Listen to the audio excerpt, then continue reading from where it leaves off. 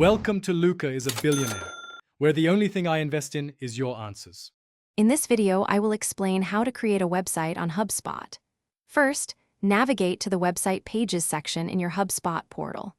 You will find options to either select a professional template or begin with a completely blank page. HubSpot offers hundreds of templates, providing a strong foundation.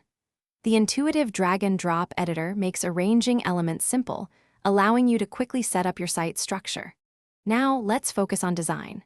HubSpot's editor allows you to easily customize your site's appearance. You can adjust colors, fonts, and other branding elements to perfectly align with your company's identity. Drag and drop modules such as images, videos, forms, and call to action buttons onto your pages. Remember to check the responsive design preview to ensure your site looks great on desktops, tablets, and mobile phones. Now for the fun part, creating your design.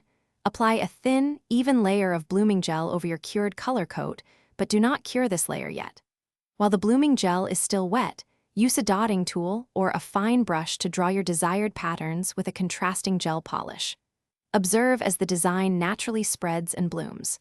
Once you are happy with the effect, cure the nail under your lamp for 60 to 90 seconds. Finally, let's get your website live.